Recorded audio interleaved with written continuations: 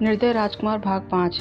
तभी Elisha Elin से कहती है, अपनी बहन से कहो मैं तुम्हारा त्याग करती हूँ और तुम्हारी मदद नहीं करूँगी, बल्कि तुम मुझे बिल्कुल भी पसंद नहीं हो। एलिन अचानक से एक क्षमाशील होकर एलेक्स को देखती है और कहती है, मुझे यह बोलने की ज़रूरत नहीं, क्योंकि यह सौदे का हिस्सा नहीं था। यह सुनकर बाकी सभी हंसते हैं। जैक कुछ बोलने की कोशिश करता है कि तभी लूसीफर उसे काटते हुए कहता है, देखा, तुम्हारी बहन ने तुम्हें छोड़ दिया। हमारे कुछ शब्द तुम्हारा सब कुछ बर्बाद कर सकते हैं। मैं तुम्हें जादू से प्रभावित करके हम चारों के आसपास किसी कुत्ते की तरह मंडराने पर मजबूर कर सकता हूँ। तुम मेरे होठों से दया का एक शब्द सुनने के लिए तरस जाओगी। हम नश्वर नहीं हैं और तुम कमज़ोर हो, जिसे आसानी से तोड़ा जा सकता है। छोटी चीज़, हमें तुम्हें हराने के लिए ज़्यादा कुछ करने की ज़रूरत नहीं पड़ेगी। एलेक्स तुरंत ही बोलती है, कभी नहीं। तो लूसीफर हंसकर कहता है, कभी नहीं, इसका मतलब हमेशा। नश्वर इंसान पानी के अंदर की परछाई अपनी जगह पर रहती है, शायद यह सोचकर कि लूसीफर और बाकी सभी एलेक्स को बचाएंगे अगर उस पर हमला होता है। एलेक्स लूसीफर को ध्यान से देखते हुए उसके अगले कदम का इंतजार करती है। वह उसे गौर से देखते हुए कहता है, जब तुम शर्मसार होकर घर जाओगी तो अपने जवाब के बारे में सोचना। यह सबसे कम है जो हम तुम्हारे साथ कर सकते हैं। इसके साथ ही वह मुड़ता है और चला जाता है। बाकी सब भी उसके पीछे चले जाते हैं। एलेक्स उनको जाते हुए देखती है। जब वह नज़रों से ओझल हो जाते हैं तो वह किसी तरह से पानी से निकलती है और राहत की सांस लेती है कि तभी एक खतरनाक मछली भी उसकी तरफ आने की कोशिश करती है, तो वह एक पत्थर उस पर फेंक कर मारती है। वह घर जाने के लिए अपने कदम बढ़ाती है। वह एलिन के रोने और सिसकियों के बारे में सोचती है और उन लोगों से और खुद से नफरत करती है। वह घर पहुंचकर अपने कमरे में नहाकर उस बेड पर लेट जाती है जो उसका नहीं था और ना ही कभी होगा। वीरा उसके कमरे में उसे जगाने के लिए आती है और कंबल खींचते हुए कहती है, उठ जा आलसी लड़की, हमें मॉल जाना है। वह आनाकानी करती है तो वीरा उसे आदेश देते हुए कहती है, उठो, एलिन हमारा इंतजार कर रही है। जब हम वहाँ पहुँच जाएंगे तो मैं तुम्हें कॉफ़ी दिलवा दूंगी। वह खड़ी होती है तो वीरा उसे प्यारी सी मुस्कुराहट देती है, जिससे उसकी सारी चिड़चिड़ाहट गायब हो जाती है। वह अपने आधुनिक कपड़े, जीन्स और स्वेटर पहनती है और अपने आप को शीशे में देखती है तो बिल्कुल ही अलग नज़र आ रही थी। अगर वह इंसानी दुनिया में पलती तो वह ऐसी ही दिखती। एलिन ने गुलाबी जैगिंग और काला कार्डिगन पहना हुआ था और वीरा ने नीली जीन्स और सफ़ेद टी शर्ट पहनी हुई थी और अपनी बिल्ली जैसी आंखों को छुपाने के लिए एक चश्मा पहना हुआ था। वीरा 3 पत्तों को ज़मीन पर फेंकती है और कहती है, पत्तों उठो और हमारा आदेश मानो। तीनों पत्ते हिनहिनाते हुए 3 घोड़ों में परिवर्तित हो जाते हैं। वे तीनों उड़कर पहाड़ियों और समुद्र को पार करते हुए इंसानी दुनिया में एक मॉल के सामने पेड़ के नीचे उतरते हैं और वीरा के कुछ शब्दों से ही वे तीनों घोड़े फिर से पत्तों में परिवर्तित हो जाते हैं। वीरा दोनों से कहती है, याद रखना कि हम कहाँ उतरे हैं। वीरा को यह जगह पसंद है। यहाँ आकर वह लोगों पर जादू करके मुफ्त में मैंगो शेक पीती है और सामान खरीदती है। एलिन को वीरा का यह करना पसंद नहीं, लेकिन वह फिर भी मज़े करती है। एलेक्स को यहाँ आकर ऐसा लगता है कि वह एक भूत है। उसे यहाँ सब कुछ अच्छा लगता है, लेकिन जब वह छोटे बच्चों को अपने माता पिता के आसपास घूमते हुए, जिनके मुंह सने हुए होते हैं, या फिर 2 बहनों को खिलखिलाते हुए देखती है तो गुस्सा आता है। एलिन लचीली है। अगर उसे दोबारा से इंसानी दुनिया में फेंक दिया जाए तो वह आराम से रह सकती है, परंतु एलेक्स नहीं। एलेक्स को लगता है कि एलिन बस एक ही चीज़ से बंधी हुई है और वह है उसकी बहन। एलेक्स अपनी बहन की तरफ देखती है और गहरी सांस लेते हुए बोलती है, मुझे माफ़ कर दो। तो एलिन कहती है, तुम बिल्कुल ही पागल हो एलेक्स। हालांकि मैं उस दिन तुम्हारे साथ आई थी, लेकिन मैंने लूसीफर को कसम दी थी कि मैं तुम्हारी मदद नहीं करूंगी। एलेक्स उसे आश्चर्यचकित होकर देखने लगती है और कहती है, सच में एलिन? फिर तो तुम्हें मुझ पर गुस्सा होना चाहिए कि मेरी वजह से तुम्हें पानी में फेंक दिया गया और तुम्हारा पानी से बाहर निकलना बिल्कुल सही था। मुझे इसके लिए कभी भी गुस्सा नहीं होना चाहिए। तो एलिन कहती है, ओह तो ठीक है।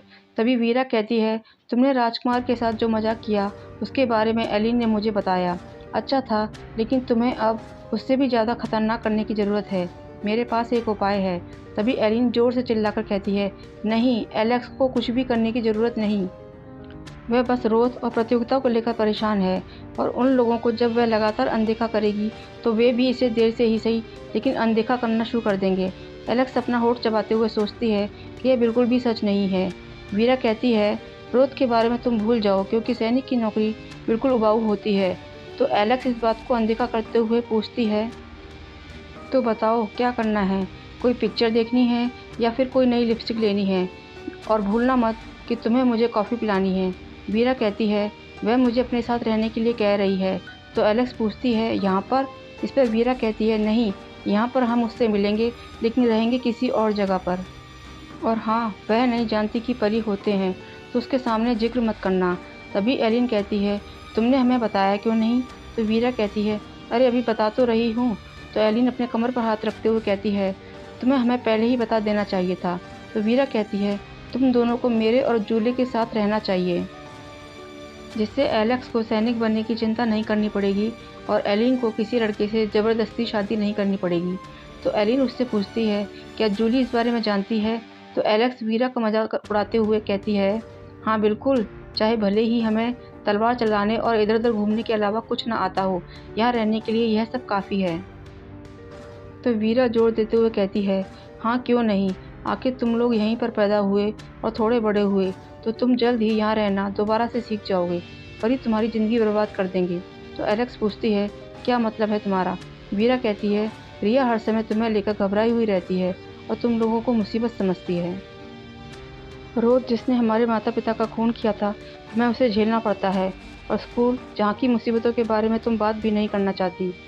और फिर से एलेक्स से पूछती है सैनिक बनने से क्या तुम्हारी सभी मुसीबतें दूर हो जाएंगी? और वह फिर एलिन के गले में हाथ डालते हुए कहती है तुम्हारे बारे में क्या ख्याल है? तो एलिन कहती है खैर अगर हम यहाँ होते तो ना ही कोई जादू होता और ना ही कोई। और तभी वीरा कहती है लेकिन मैं फिर भी यहाँ रहना पसंद करती। वे सभी मॉल की तरफ बढ़ती हैं। एलेक्स देखती है कि प्रवेश द्वार पर एक लड़की जिसके बाल गुलाबी हैं खड़ी हुई अपने फ़ोन के साथ खेल रही है। उसे देखकर वह समझ जाती है कि यह जूली है और उससे कहती है हेलो, मैं वीरा की बहन एलेक्स हूँ और यह एलिन है। यह मज़ेदार था कि रोज़ की ही तरह वीरा भी एक इंसानी लड़की के प्यार में पड़ गई थी। जूली कहती है वी कभी अपने परिवार के बारे में बात नहीं करती, आपसे मिलकर अच्छा लगा। वे दोनों एक दूसरे को देखती हैं और सोचती हैं वी। जूली खाने की स्टॉल की तरफ इशारा करते हुए कहती है तुम बैठना चाहती हो या फिर कुछ और? तो एलेक्स वीरा की तरफ देखते हुए कहती है किसी के पास मेरी कॉफ़ी उधार है। वे चारों कॉफ़ी पीते हैं, नई लिपस्टिक खरीदते हैं और एप्पल कैंडी खाते हैं। एलेक्स वीरा को देखती है जो मॉल में घूमते हुए इधर उधर इंसानों को देख रही थी। ऐसा लग रहा था जैसे एक लोमड़ी भेड़ बनने की कोशिश कर रही है। वीरा एलेक्स से कहती है धन्यवाद, तुमने मेरे लिए झूठ बोला। तो एलेक्स कहती है यदि तुम सचमुच उसके साथ गंभीर हो तो तुम्हें उसे सच बता देना चाहिए। तो वीरा कहती है प्यार एक नेक काम है, किसी नेक काम की सेवा में किया गया कोई भी कार्य गलत कैसे हो सकता है। निकलने से पहले एलेक्स एक पैकेट टैम्पोन खरीदती है और उसका आधा हिस्सा एलिन को देती है और सोचती है कि परी भले ही देखने में उनके जैसे लगते हों, लेकिन वे एक अलग प्रजाति के होते हैं। उन्हें माहवारी महीने में एक बार नहीं बल्कि साल में एक बार होती है। वे लोग मॉल से निकल ही रहे थे कि तभी एक लड़का एलेक्स का हाथ पकड़कर कहता है हे जानेमन, मैंने तुम्हें पहले भी देखा है और मैं ताजुब कर रहा था कि। और तभी एलेक्स एक मुक्का उसके मुंह पर मारती है और घुटना उसके पेट में। वह ज़मीन पर गिर जाता है और कराहने लगता है। आने जाने वाले लोग डरकर उन्हें देख रहे थे, लेकिन एलेक्स इससे भी ज़्यादा के लिए तैयार थी। एलेक्स को पता भी नहीं चला कि उसने उसको मारने का निश्चय किस पल किया। वह सोचती है कि वह लड़का शायद उसके साथ फ्लर्ट कर रहा था। एलिन झटके से उसका हाथ पकड़कर खींचती है और वे तीनों भागते हैं और पीछे से कोई चिल्लाता है रुको। एलेक्स पीछे मुड़कर देखती है तो लड़के का दोस्त उसे गाली दे रहा था। थोड़ी दूर पहुंचने के बाद वे तीनों रुकते हैं और वीरा हंसते हुए कहती है रोज गर्व महसूस करेगा जब वह देखेगा कि उसकी छोटी सी लड़की ने उसकी दी हुई ट्रेनिंग याद रखी है। तो एलेक्स कहती है देखा, मैं इंसानी दुनिया में वापस नहीं आ सकती, देखो मैंने अभी क्या कर दिया होता। तो वीरा के पास इसका जवाब नहीं होता। एलेक्स पूरे रास्ते भर और स्कूल में इसी बात के बारे में सोचती रहती है। यह सब करने के बाद उसे एक अलग तरह की संतुष्टि मिल रही थी। पाठ लगभग समाप्त हो चुके थे कि वह ध्यान देती है कि कुछ ही दूरी पर पेड़ों के पास एलिन खड़ी हुई रो रही है। लूसीफर उसके पास खड़ा हुआ है। उसकी पीठ एलेक्स की तरफ थी। उसे पता ही नहीं चला कि वह कब उसे उधर ले गया। एलेक्स तेजी से उनकी तरफ जाती है। लूसीफर आधा मुड़ता ही है कि वह उसे जोर से धक्का मारती है। उसकी पीठ एक पेड़ से टकराती है। वह फटी आंखों से उसे देखता है। एलेक्स उसकी जैकेट पकड़कर कहती है मुझे नहीं पता कि तुमने इससे क्या कहा, पर तुम कभी भी इसके नज़दीक मत जाना, तुमने इसे जुबान दी है।